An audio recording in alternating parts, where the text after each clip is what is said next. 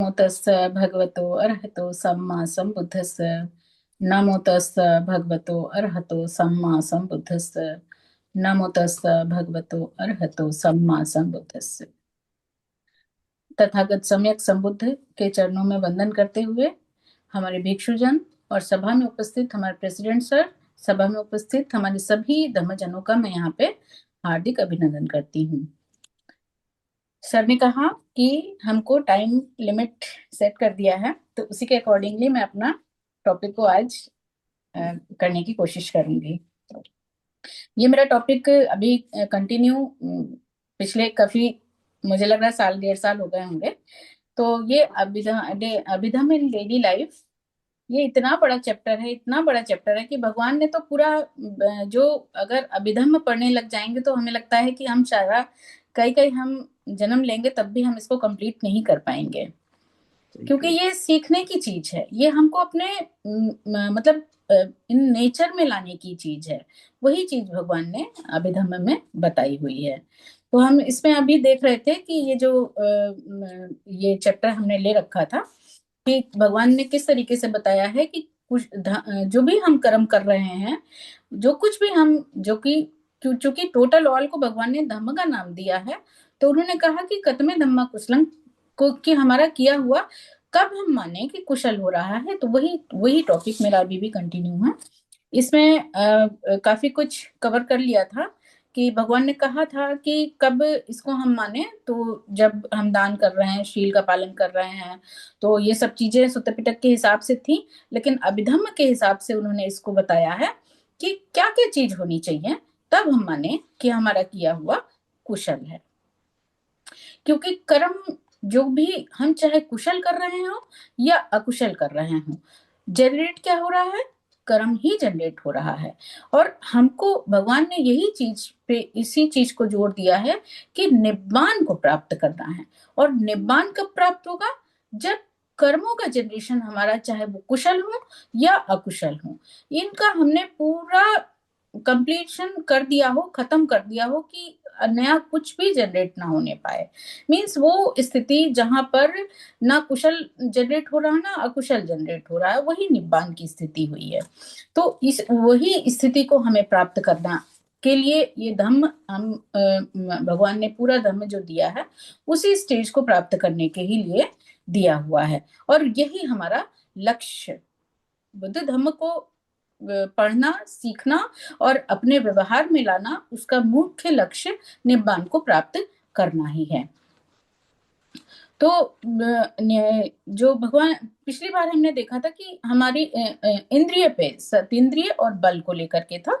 तो सतीन्द्रिय जो है वो सती मीन्स की हम सभी जानते हैं कि माइंडफुलनेस है। और जो every time in present mindful रहे हैं, माइंडफुल रहते हुए जो हम काम कर रहे हैं, तो माइंडफुल रहते हुए एक इसका सीधा सा एग्जांपल पिछली बार भी दिया था कि चोर भी एवरी टाइम माइंडफुल रहता है कि वो पकड़ा ना जाए, लेकिन उसका कर्म क्या है? वो अकुशल कर रहा है। हमारी भाषा में भले ही उसका काम, उसने उसको पेशा मान रखा हो कि वो उसको जीविका का जरिया बना रखा हो, लेकिन ये उस नजर से देखें, और जब कुशल और अकुशल के नजरिए से देख रहे हैं, तो हमारी नजर में उसको हमने अकुशल का नाम दे रखा है।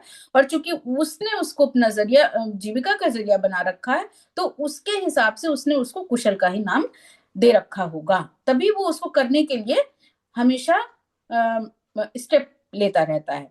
लेकिन ये जो भी कर्म वो कर रहा है वो अकुशल है। तो माइंडफुली रहते हुए जब हम कुशलता की ओर अग्रसर हो रहे हैं, कुशल कर्म को करने के लिए एवरी टाइम माइंडफुल रहते हुए काम कर रहे हैं, तो ये कहाँ से आ रहा है?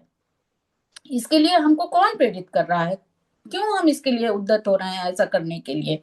तो ये एक प्रकार का बल है, जो बल भीतर से आता है। और ये बल कब होता है? ये बल तब होगा जब हमारे भीतर हीर है, ओतप्पा है। मीन्स ये एक लज्जा, एक शेम हमारे अंदर होगी, एक भय होगा। ओतप्पा मीन्स भय होगा, डर होगा।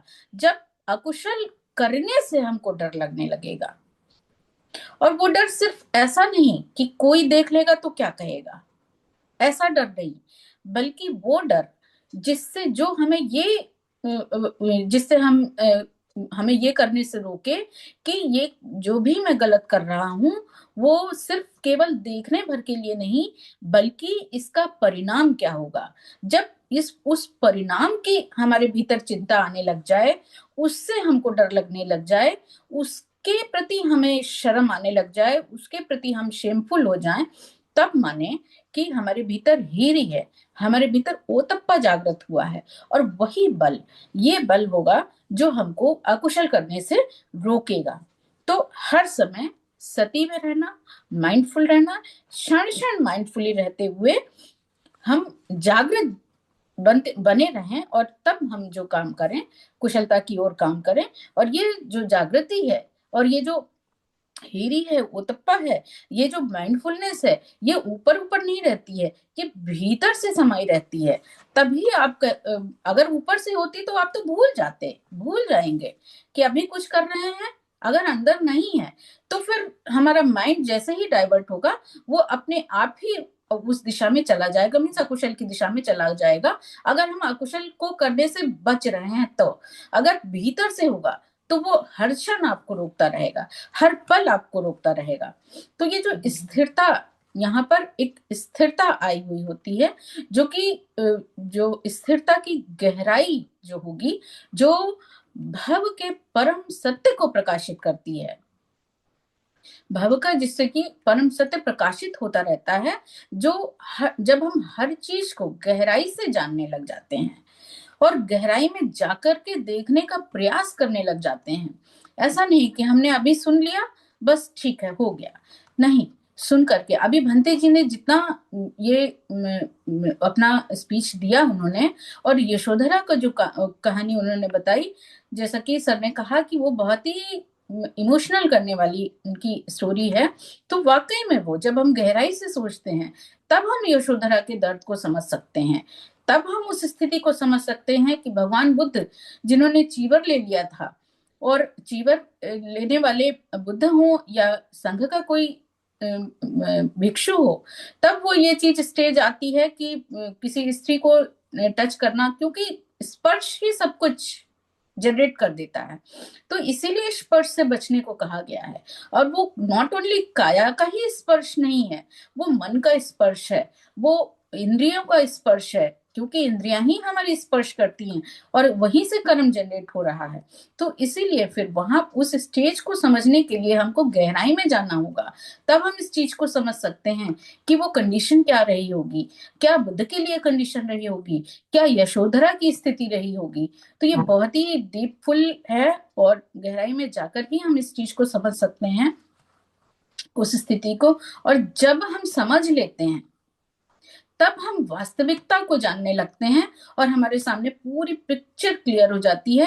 तब वहां पर क्या सही है और क्या गलत है, जब इस चीज को हमने जान लिया, देख लिया, तो फिर सारे डाउट क्लियर हो जाते हैं। और फिर जो कुछ भी हमारे सामने आ रहा है, जो रिजल्ट आ रहा है, जो विपाक मिल रहा हो या उसका प्रतिफल मिल रहा हो, उस चीज का हेतु हम जान गए हैं। तो फिर वहां पर फिर हमारा जो उसके प्रति चाहे दुख हो या क्रोध हो, घृणा हो, ईर्ष्या हो, द्वेष हो, वो चीजें जो ये हैं, ये चीजें फिर हमारे कंट्रोल में आ जाती हैं। तो यहाँ पर भगवान ने कहा कि जब हम गहराई में जाकर के जानने का प्रयास करते हैं, तो फिर हम भव के परम सत्य को जो है वो हमारे सामने अपने आप ही प्रकट हो जाता है कि ये भव not only living things, live का ही भव नहीं, बल्कि भव जो कुछ भी हमारे सामने घटित हो रहा है, वो चाहे हमारे कोई भी इंसिडेंट हो रहा हो, चाहे हमको उसके बदले में दुख मिल रहा हो या सुख मिल रहा हो, वो सारे कुछ हमारे सामने उस पिक्चर जो है वो क्लियर होने लग जाता है, वो सामने प्रकट होने लग जाता है। तो फिर हम लोग जो ये पाप कर्म जो हमने कहा कि करने से हम बचते हैं, उससे डरते हैं, उसको डरने हमें अपने आप ही डर लगने लगता है। तो क्यों डरने लगता है? अभी तक तो हम लोग यही समझते थे कि मतलब आदि न दाना, चोरी ना करना, चुगली ना करने को भी हम गलत नहीं मानते थे अभी तक तो। लेकिन जब हमने इसको डीपली से अभी सुनना समझना शुरू किया है, तब फिर इस चीज को, वंदामी भंते जी। हर रविवार को 3 से 5 के कार्यक्रम होते हैं। तो फिर हमने इस चीज को तब हमको इस बात का एहसास हुआ कि जो ये गलत काम है, जो पाप हम कर रहे हैं, वो सारी पिक्चर हमारे सामने पाप की श्रेणी में, उसको जब हमने वास्तविकता को जाना से रोकता है। और ये हमने चैतसिक पढ़े हैं, 2 प्रकार के चैतसिक जो हैं, ये शोभन चैतसिक और अशोभन चैतसिक। तो ये जो हीर और ओतप्पा, ये शोभना चैतसिक में आते हैं, और यही हमको वो गलत कर्म करने से रोकते हैं, भीतर से रोकते हैं। कोई दूसरा नहीं कह रहा होता है, ये हमारे भीतर का बल है जो हमें कुछ भी गलत करने से रोकता है। कब? जब हम इस चीज को गलत मानने लगते हैं, हम उसको समझने लगते हैं। तो भगवान ने कहा है कि ये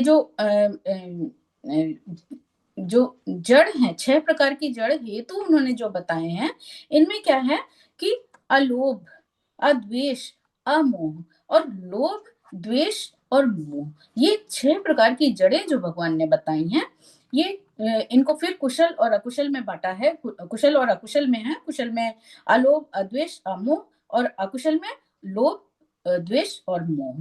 तो यही कर्मों की जड़ें हैं। ये कर्मों की जड़ें हैं। जब ये चीजें जब हमारे भीतर पड़ी हुई हैं, और ये अभी की नहीं पड़ी हुई हैं, इस जन्म में तो हमने इस पेड़ को हरा भरा कर ही रखा है, बल्कि हमारे जाने कितने कर्मों का ये बीज बोया हुआ है, जो अभी भी प्रफुल्लित है, पूरी तरीके से हरा भरा पड़ा हुआ है ये। और उसकी जो रूट है, उसकी जड़ है, वो जाने कितनी गहराई में समाई हुई होगी, जिसको ढूंढ पाना शायद मुश्किल है। लेकिन कोशिश करते करते हम इसकी जो शाखाएं हैं, उनको हम छांट जरूर सकते हैं।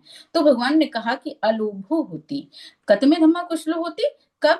जब अलोभो होती, यानी कि हमारे भीतर का जो लोभ है वो नष्ट हो गया हो, तब हम माने कि हम जो कर्म कर रहे हैं वो कुशल हो रहा है। तो किस प्रकार से? कि हमारे भीतर कुशल कर्म करते समय भी भगवान ने कहा कि लोभ विद्यमान रहता है। हम ये ना माने कि हम दान कर रहे हैं, हम झूठ नहीं बोल रहे हैं, हम शीलों का पालन कर रहे हैं, लेकिन अगर हम गहराई में जाकर के उसको वॉच कर रहे हैं, उसको ऑब्जर्व कर रहे हैं, तो कहीं ना कहीं हम इस चीज को मानना पड़ेगा हमें कि जो कुछ भी हम ये सब कुशल की श्रेणी के वर्क जो कर रहे हैं, उनके भीतर पीछे भी लोभ विद्यमान है। तो और ये कुशल जो हम कर भी रहे हैं, तो किसके वशीभूत होके कर रहे हैं? कहीं ना कहीं हम वो जो लोभ के वशीभूत होकर के ही ये काम कर रहे हैं। तो भगवान ने कहा कि जब ये स्थिति है, जब हमको ऐसा महसूस हो और हम ऐसा ऑब्जर्व करें, तब हम मानेंगे, तब हम ये कह सकते हैं कि मेरे द्वारा किया गया ये कुशल कर्म कुशल नहीं है। क्यों? क्योंकि पीछे से जो हम, मान लीजिए हम दान ही कर रहे हैं, हम किसी की मदद कर रहे हैं, किसी को हम किसी की सेवा कर रहे हैं, किसी भाव में कर रहे हैं, लेकिन उसके पीछे का भाव क्या, हमारी भावना क्या है वहां पर? तो हमारी भावना हमेशा बदले की भावना में रहती है। हमने दान किया तो एक छोटा सा एग्जाम्पल आप ले लीजिए अपने जीवन में। हम प्रार्थना करने बैठते हैं तो सबसे पहले क्या कहते हैं कि भगवान मेरा ये काम कुशल हो जाए, मेरा ये काम सफल हो जाए, तो मैं आपको ये दूंगा वो दूंगा।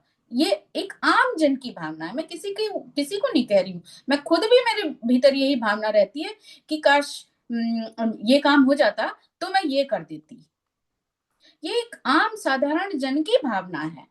तो इसी चीज को भगवान ने पढ़ा, रीड किया, और तब उन्होंने कहा कि हम जो कुछ भी कुशल कर्म कर रहे हैं, चाहे वो दान के रूप में कर रहे हो, किसी की सेवा के भाव में कर रहे हो, किसी भी रूप में कर रहे हो, अगर उसके पीछे बदले की भावना है, कुछ पाने की भावना है, कुछ तृष्णा की भावना है, तृष्णा की वशीभूत होकर के काम कर रहे हैं, उसके कुछ आशा के रूप में कर रहे हैं, उससे मतलब उस कर्म के बदले में हमारी कुछ आशाएं हैं, तो फिर वहां पर जो किया गया काम है वो कुशल नहीं माना जाएगा, वो फिर अकुशल की श्रेणी में चला जाएगा। तो जो लोभ होता है, वो भगवान कहते हैं कि लोभ कभी भी अकेले नहीं होता है, लोभ के साथ में और भी बहुत सी चीजें होती हैं। लोभ तो भगवान ने कहा ये जड़ है, और ये अकेली जो जड़ है बहुत गहराई में समाई होती है, और लेकिन उसके साथ में लोभ अकेले नहीं है, उसके साथ में उसकी शाखाएं हैं। तो वो शाखाएं जो हैं वो शाखाएं क्या हैं? ये शाखाएं हैं हमारी तृष्णा है, आशा है, ईर्ष्या है, और इस तरीके से मोह है, द्वेष है। इस तरीके से ये जो शाखाएं हैं, ये शाखाएं इतनी बलवती होती हैं कि इनको एक शाखा को काटिए तो तुरंत दूसरी शाखा जड़ पनप जाती है। तो हम अपने जीवन में भले ही कभी हम सोचते हैं हमने कुछ भी काम कर रहे हैं, तो हम गलत की तरफ हमारा कदम जा रहा है, लेकिन भीतर से जो हमारा ही और ओतप्पा है वो हमको रोक लेता है। उस समय तो हम रुक गए हैं, तो क्या ये शाखा मूल रूप से जड़ से नष्ट हो गया है? लोभ नष्ट हो गया है, द्वेष नष्ट हो गया है, वहां पे मोह नष्ट हो गया है? नहीं नष्ट हुआ होता है। केवल उस क्षण के लिए हमने उस जो पनपी हुई शाखा थी, जो हमारी तृष्णा थी, हमारी इच्छा थी, हमारा द्वेष था, हमारी घृणा थी, जिसके वशीभूत करके हमारे भीतर वो भावना पनपी थी, वो विचार हमारे भीतर आया था, उसको हमने क्षण भर के लिए रोका। उस समय पे उस उपजी हुई शाखा को हमने काटा, लेकिन हमने उसको जड़ से नष्ट नहीं किया होता है। तो वो कुछ समय बाद वो परिस्थिति फिर कोई दूसरी आएगी, वो शाखा पुनः जन्म ले लेगी, फिर से वही चीज आएगी। तो भगवान कहते हैं कि इस तरीके से शाखाओं को धीरे धीरे करके कट करते करते हम इस स्थिति में पहुंच सकते हैं कि फिर इन शाखाओं को नष्ट करते करते उस पेड़ को हम थोड़ा सा कमजोर कर सकते हैं, लेकिन उसकी मूल जो उसकी जड़ है उसको नष्ट करना बहुत मुश्किल है। और लेकिन फिर भी प्रयास करते करते हम उसको नष्ट कर सकते हैं। तो ये जो जब हम माने कि हमारे भीतर ये जो इच्छाएं हैं ये खत्म होने लग गई हैं, और ये जो हमारे भीतर लोभ द्वेष और मोह के वशीभूत होते हुए जो भी हम काम कर रहे थे वो धीरे धीरे कमजोर होने लग गया है, तो फिर हम ये कहें कि इच्छाएं, उम्मीद, वासनाएं और ये जो तृष्णाएं जो उत्पन्न हो रही हमारे मन में, ये धीरे धीरे फिर समाप्त होने लग जाएंगी। और इसकी जगह पर क्या जन्मने लग जाएगा? फिर मुदिता, करुणा, उपेक्षा भाव उत्पन्न होने लग जाएगा। और जब हम इसको जाने कि ये हमारा जागृत होने लग गया, मीन्स कुशल जो कर्म है, सॉरी कुशल रूट्स जो है, शाखाएं हैं, वो जन्म लेने लग गई हैं, तो धीरे धीरे फिर ये भी अपने आप जो अकुशल की शाखाएं हैं वो कम होने लग जाएंगी और कुशल की शाखाओं को बढ़ाने लग जाएंगे। तो फिर हम हमारा जो मैत्री, करुणा, मुदिता है वो डेवलप करके हम इनको कम कर सकते हैं। लेकिन भगवान कहते हैं कि जो हमारा लक्ष्य है, लक्ष्य तो निब्बान प्राप्ति है। और निब्बान प्राप्ति मीन्स जहां पर ये न्यूट्रल कंडीशन हो, जहां पर फिर ये ना तो कुशल कर्म रह जाए ना ही अकुशल कर्म रह जाए।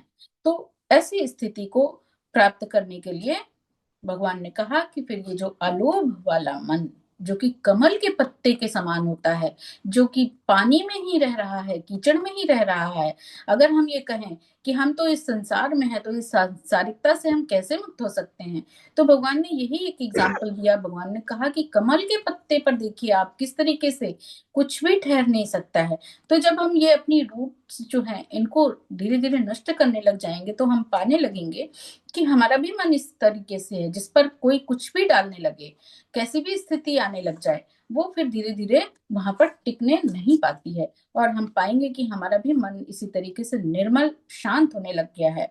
और ऐसी स्थिति उत्पन्न होने लग जाएगी जहां पर फिर ना तो ये घृणा रुक पाएगी, ना ईर्ष्या रुक पाएगी, फिर धीरे धीरे हमारा ये क्रोध भी शांत होने लग जाएगा। यहाँ पर हम जितने लोग भी बैठे हुए हैं, हम ये इस चीज को ऑब्जर्व कर सकते हैं कि हमारे भीतर ये लोग तो नहीं कहेंगे कि कम हो गया है, लेकिन उसकी शाखाएं ये जो है क्रोध है, ईर्ष्या है, घृणा है, ये कुछ कुछ शांत होने लग गई हैं। तो हम लोग इतनी देर यहाँ पर बैठ करके इस धर्म चर्चा में शामिल हो रहे हैं, और एवरी संडे हम अपना टाइम निकाल कर यहाँ पर इसकी इंतजार में बैठते हैं कि ये अपॉर्चुनिटी हमें मिले और इसको हम यहाँ पर कुछ सीख सकें। तो इसके लिए मुझे ये मौका मिलता है, इसके लिए मैं सब महाबोधि सोसाइटी का बहुत बहुत आभार व्यक्त करती हूँ। इसी के साथ मैं अपनी वाणी को यहाँ पे विराम देती हूँ। सभी लोगों को मेरा नमस्कार।